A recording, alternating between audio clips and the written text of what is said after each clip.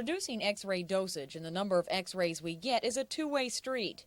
We've been showing you what doctors, hospitals, and the state should be doing. There are things you can do. The first thing to do is to make sure that if they've had a recent examination, to get those filmed and have those compared.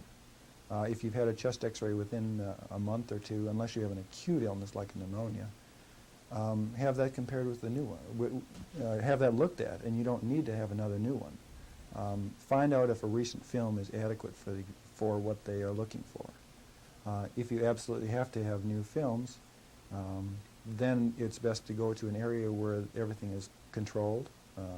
They do a lot of those examinations. That's important, that the people that are doing the exam know what they're doing and have done a lot of them. It's also important that the facility have the best equipment available for X-rays. Here in Oklahoma City, Baptist Hospital and the Mercy Health Center have a new X-ray device called a rare earth intensifying screen. It's a thin sheet of phosphorescent material placed between the patient and the X-ray film. The screen sharply reduces the amount of radiation the patient is exposed to. Individually, that cuts down on the radiation dose for each film by about 2/3. And so, which means that you can have 3 films taken, but it would effectively have been the exposure rate of just one film alone. That doesn't mean you take more films. That just means that over a period of time you are receiving less radiation. The dangers of radiation can be substantially reduced, but the future holds an even better possibility. There are certain trends in diagnostic imaging in general which I think are important to consider. One is the development of technologies that utilize some type of energy, but not the type of energy that we associate with X-rays, not an ionizing type of energy. And as far as we know currently, will have no ill effects on the patient. The classic example of that is diagnostic ultrasound. Another area which is now coming upon the medical scene with tremendous enthusiasm is something called NMR, nuclear magnetic resonance imaging, in which a patient is put into a unit much like a CT scanner, but instead of X-rays coming into the patient and looking at the patient's body, so to speak, a strong magnetic field is placed around the patient's body. An image is created much like a standard CT scanner without utilizing any ionizing radiation, the conventional type of X-rays. The future does look encouraging, but as reality demonstrates in the everyday working world of hospitals and doctors' offices, people are innocently being exposed to unnecessary amounts of radiation. Certainly there are problems with the law, insurance companies, and outmoded state regulations that foster the overuse of X-rays. But there's definitely something wrong with the idea that we as patients are willing to accept any treatment if it doesn't hurt, pinch, or taste awful. We all must be smart medical consumers. I'm Sherry Sellers.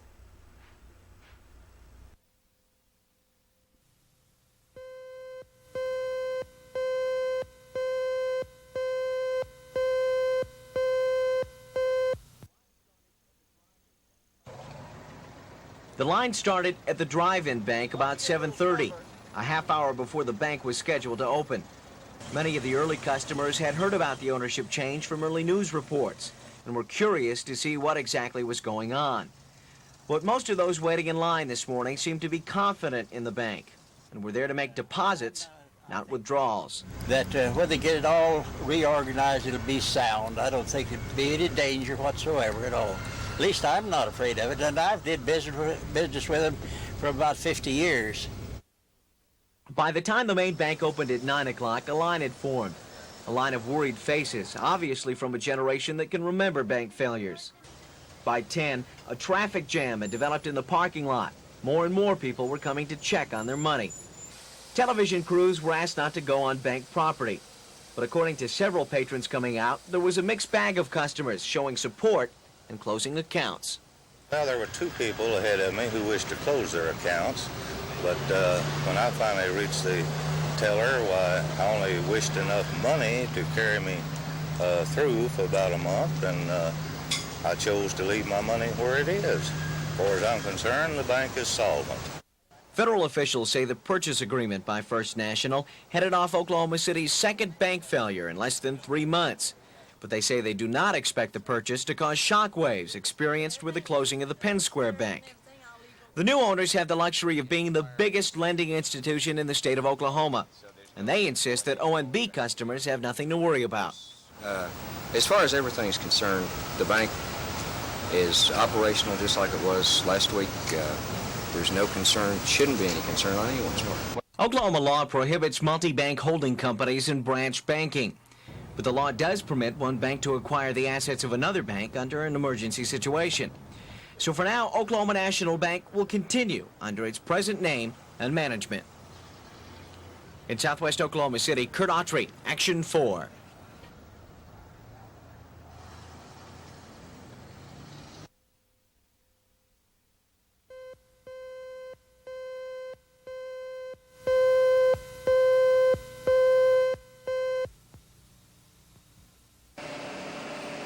All police cars are serviced at the downtown city garage. About 250 cars are brought in every week, either for regularly scheduled maintenance or to take care of particular problems that may have arisen. The city had its own expert check Alan Massey's car after the accident. He concluded that the brakes had been functioning properly and that only one tire was even somewhat worn. Assistant City Manager Tim Maupin said the public shouldn't worry about the condition of police cars. I think the taxpayers and the motorists in this community can feel confidence that we have a good preventive maintenance program and that we're not being extravagant with tax dollars, and on the other hand, we're not putting vehicles out on the road that are just shoddy or in such a state of repair as to endanger the lives of our employees or the traveling public. It's just not so.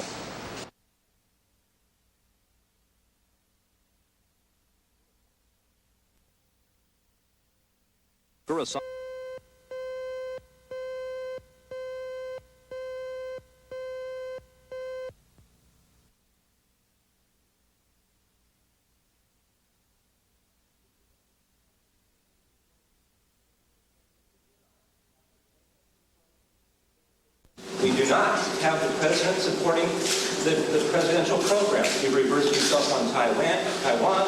The Soviets have the highest increase in trade. The Soviets get the wheat and the Americans get the shaft. We have a Tylenol taxation situation here, and we have a Reagan wars setting into the nation body politics. Okay, I don't know who the two of you are, but you haven't said a word that's true yet. The tax increase that we reluctantly supported in order to get continued reductions in spending was not the largest tax increase in history. Just a minute. I don't know what you've been reading, but you don't know what you're talking about. Because we passed, in 1981, the largest single tax cut in the history of this nation.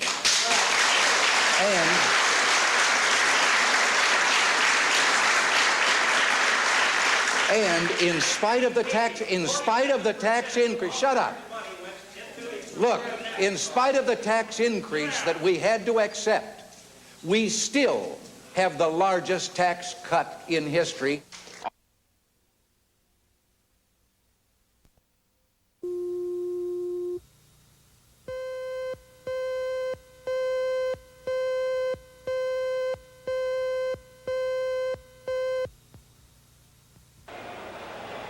Trading was so heavy on Wall Street this morning that even the stock exchange transaction tape was running at least 30 minutes behind because of the overload.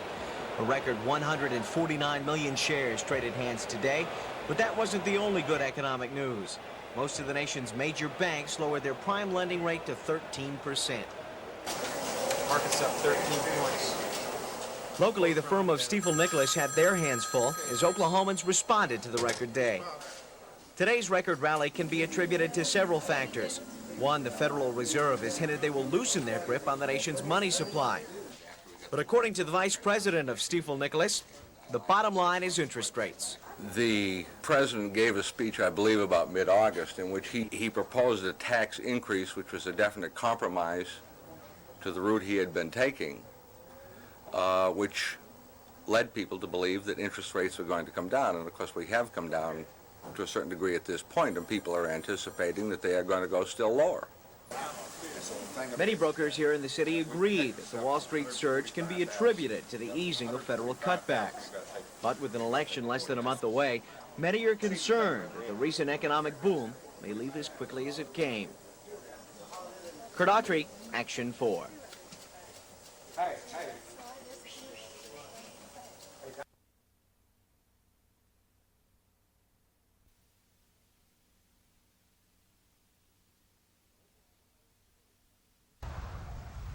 The Oklahoma Highway Patrol plans to make sure motorists going to the OU Texas game obey the speed limit. Sooner football fans are expected to start heading for Dallas during the afternoon rush hour.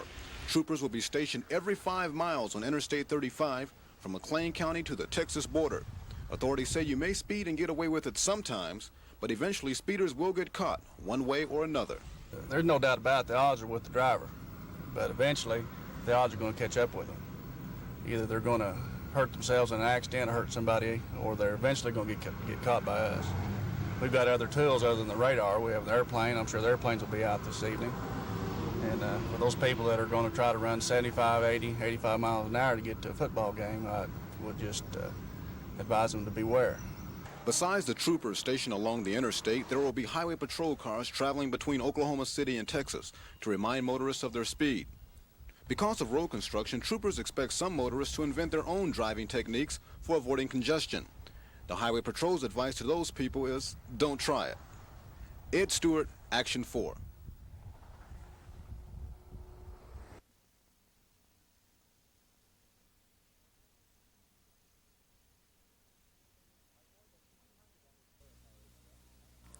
Like more than 300 other communities in Oklahoma, Chandler has had its fair share of water problems. Earlier this year, a problem with a pumping station cut off the town's water supply for several days. Migration to the Sun Belt seems to be the major problem afflicting rural water systems. A huge influx of newcomers to Oklahoma has pushed water facilities like this one to the limit. But a statewide comprehensive water plan is too expensive, and Glenn Sullivan, chairman of the statewide water coalition, says he knows a better way. This is strictly a local projects program. It deals strictly with helping local communities solve their water problems. State Question 558 proposes no new taxes. Now that's the most important thing. Number 2 is that it does not propose water transfer. State Question 558 is simply a way to allow the state to use surplus state funds to help finance local water projects. Kurt Autry, Action 4.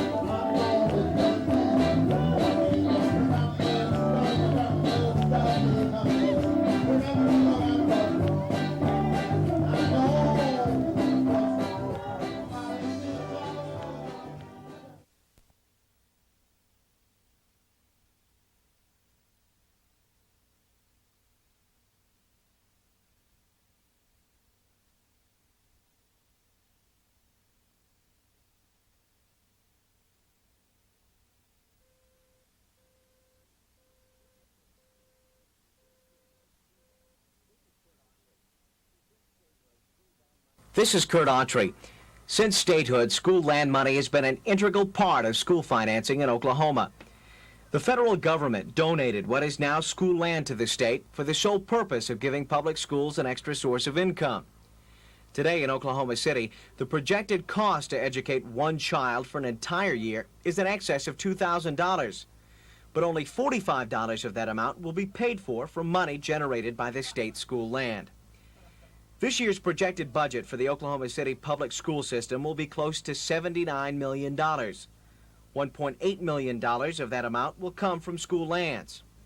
The school land money only represents about 2.4% of the entire school budget. That might not sound like a lot of money, but according to one school official, every penny that the city's public schools receive is desperately needed. Our share of school state land money is 2.4% of our budget, which is around $2 million. Now, $2 million is a nice round chunk of money. And if we did not have that $2 million, we'd have to either forego some of the things we're doing in our budget or we would have to find some other source of revenue. Now, schools are limited as to where they can get their money, so we would have to cut back. Section 2, Article 11 of the Oklahoma Constitution states that school land be deemed a trust held by the state, a fund that may be increased but never diminished. Even though school land monies make up only a small portion of the Oklahoma City school budget, school administrators are quick to point out that it's a yearly income they rather not do without. Kurt Autry, Action 4.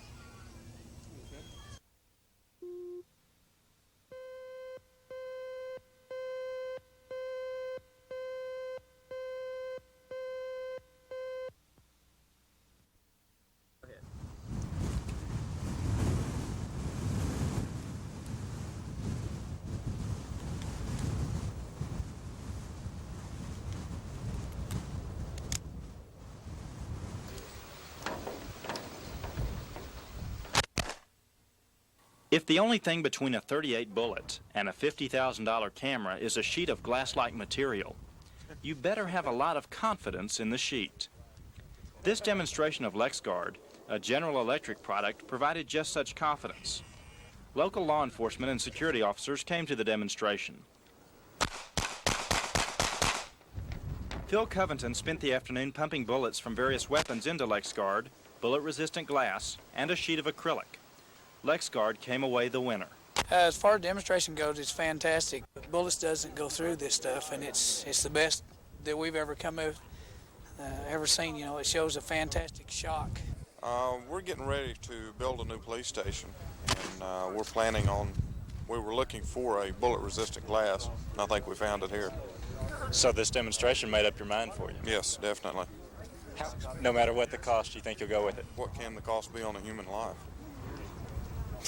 Of course, nothing is worth more than a life. Not even a $50,000 camera. Bill Ross, Action 4, at the Oklahoma City Police Department firing range.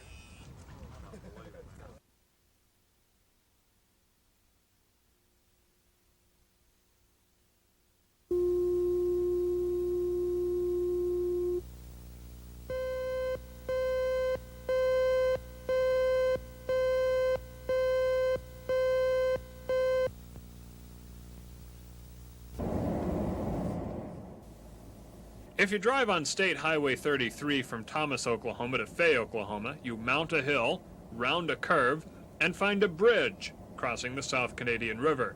The bridge is nearly a mile long, but less than 20 feet wide, which was fine when the bridge was built, but times have changed, and the effects are obvious. Some trucks are nearly 12 feet wide now with mirrors, and the people here don't think the bridge is safe anymore. They say they've been telling the state that for several years. But another fatal accident on the bridge last week reaffirmed their feelings, and now the people want action. We're just trying to get something done. We've been promised things by politicians, and as soon as the elections are over, it seems that nothing is done. And we had a fatality Sunday evening, and the people are just tired, and we want something done finally. To illustrate their point, the townspeople pulled a typical truck towing a bulldozer across the bridge with a school bus coming from the opposite direction. 2 full buses cross back and forth over the bridge daily.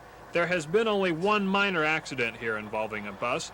There were no injuries. But the people of Thomas and Fay are afraid a bus accident could happen again, and this time it could be tragic.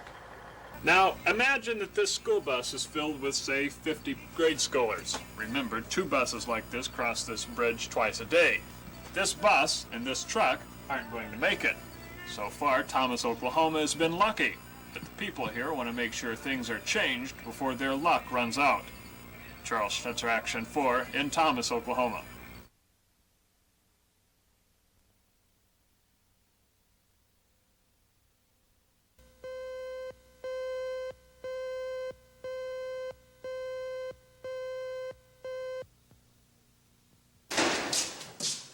"24-year-old Timothy Rist has been in custody since his friend Michael Harmon was convicted of killing Tammy Carter. Prosecutors contend Rist, Harmon, and a third man raped, robbed, and killed Miss Carter at a Moore dry cleaners last March. The state has spent 2 days trying to convince a judge Timothy Rist should face a first-degree murder charge for the crime. Perhaps the state's most persuasive testimony came from an OSBI criminalist who analyzed a hair found on the victim's body. She found that hair to be scientifically consistent with Timothy Rist's. Prosecutors also produced 2 witnesses who say they overheard Timothy Rist and several other people plot to rob a Moore laundromat shortly before Tammy Carter was killed. This evening, Judge Gary Purcell ordered Rist to stand trial on the first-degree murder charge. Jury selection in the case should begin November 15th. Scott Wallace, Action 4 in Norman.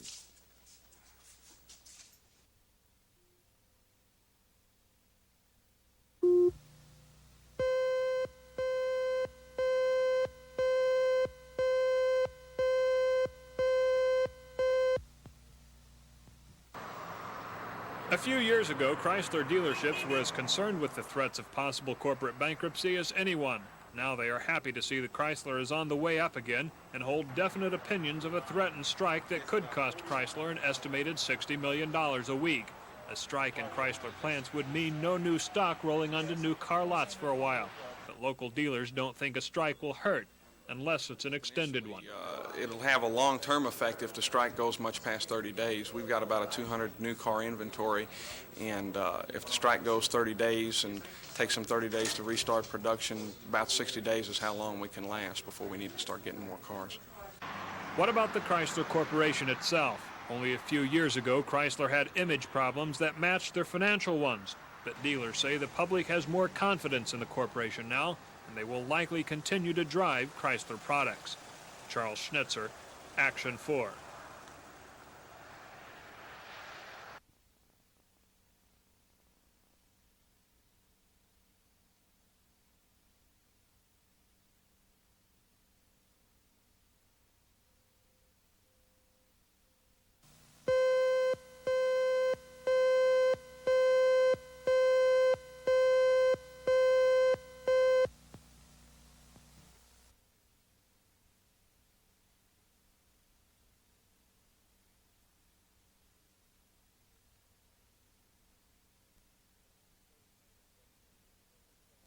In the application, they express some interest or concern about future development in the neighborhood, and in even things such as details like strewn garbage or upkeep of vacant lots.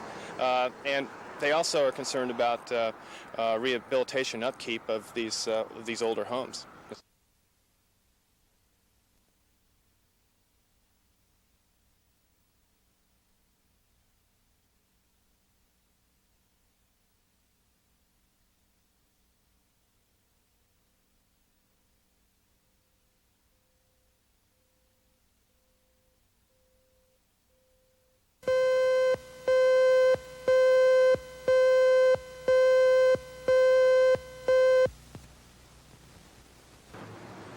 Oklahoma City motorists can expect some improved road conditions on Reno from Robinson to Western Avenue.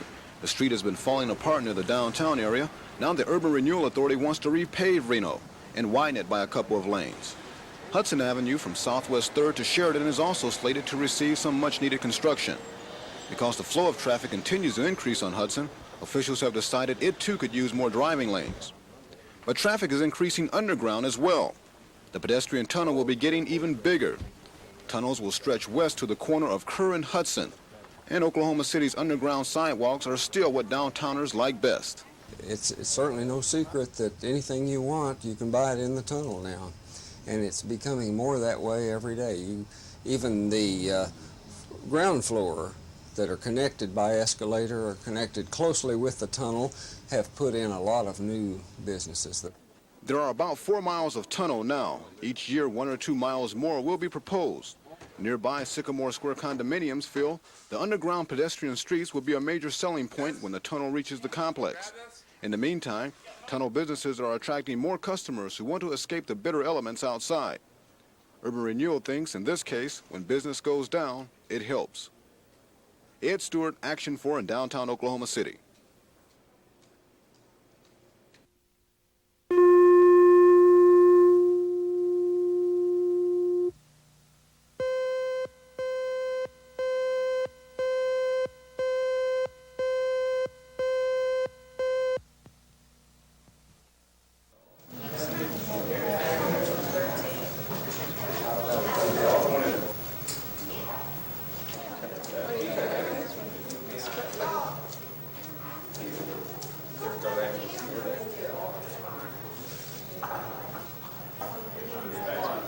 might be a little bit of a conversation piece to have one. So, but mainly I'm just looking for some low-price plants.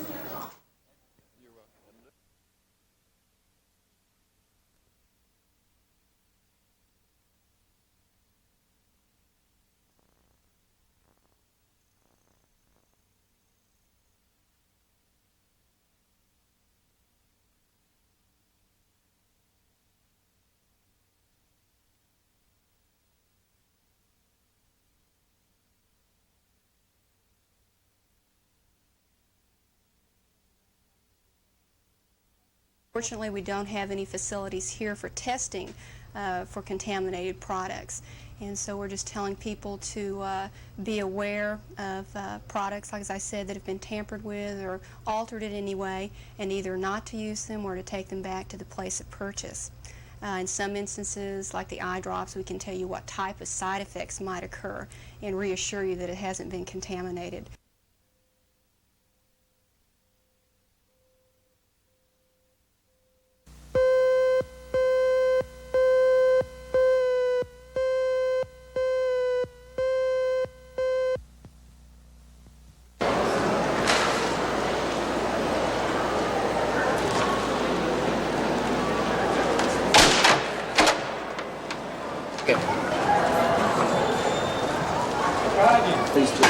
What you've needed to make your Sunday. Some of this stuff. Hot, hot, hot. Hot hits. You even get your pick. Ring the bell.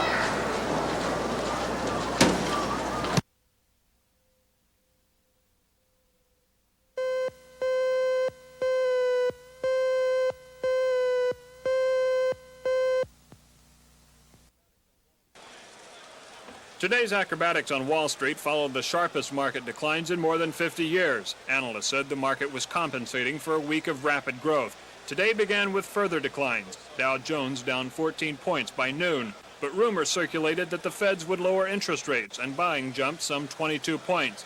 More declines came when the rumors were denied, but the day ended with a new rally, when an economist said the Feds would lower rates, but it would be after the election.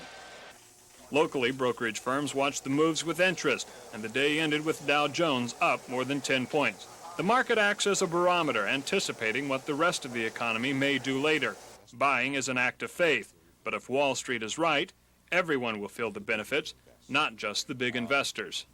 I think on the whole it's good for everybody, but everybody is not each individual person. Each individual person will have different needs, and they'll be satisfied by different types of investments, obviously.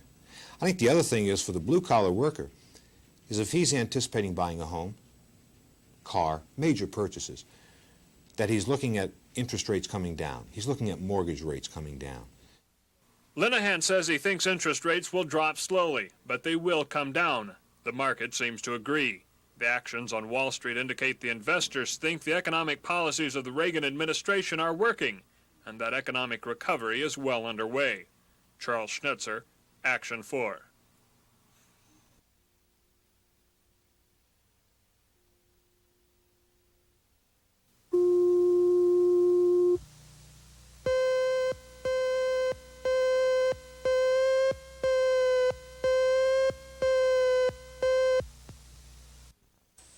The Mavericks are going into their third year of existence in the NBA, and they're making steady progress towards their goal of making the playoffs within 4 years. The Mavs have added 3 key players to this year's roster. First-round pick forward Bill Garnett from Wyoming, guard Kelvin Ramsey picked up in a trade with Portland, and forward Pat Cummings acquired from the Bucks. And Coach Dick Motta is excited about their addition. Pat Cummings will give us much needed experience. He's a tough kid. He's a real good shooter. Bill Garnett, the rookie, we just finished his 6th practice, and so far I'm very excited about it. I think right now we've made a real good choice. Last year's #1 pick, Mark Aguirre, who missed most of last year with a broken foot, reported to camp looking noticeably trimmer than last year, and he's ready to make up for lost time. Oh, yes, definitely. Much better shape than I did last year. I've been really concentrating on getting into top shape and being able to, do the things that I want to do this year. With a fine mixture of young talent and veterans, Dick Motta seems to have the Mavericks right on schedule. From Dallas, I'm Tim Matthews for NBC News.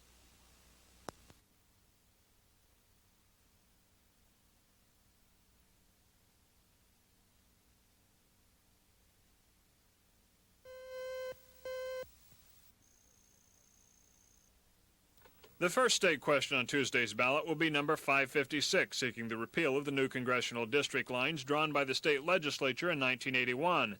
The issue was mounted by the Republican State Party, but soon became a nonpartisan issue. Supporters of the question say the new lines are a classbook example of gerrymandering, connecting the two largest Republican strongholds in Oklahoma and Tulsa counties by a thin corridor.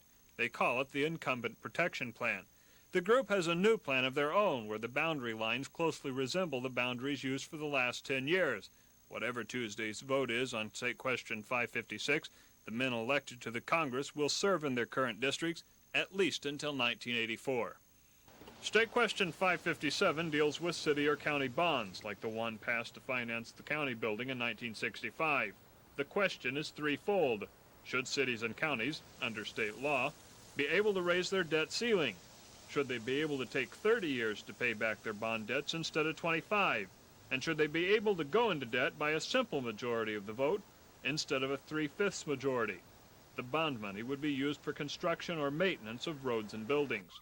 The final state question is 558, dealing with water development. The state was looking for solutions to the drought problems the Midwest has suffered in past summers. It would allow the state to loan or give money to communities around the state for the development of treatment or storage facilities. Supporters of the plan feel it helps solve one of the major problems in the state. Opponents say it gives the legislature too much leeway, since they decide who gets the money and on what terms. Charles Schnitzer, Action 4.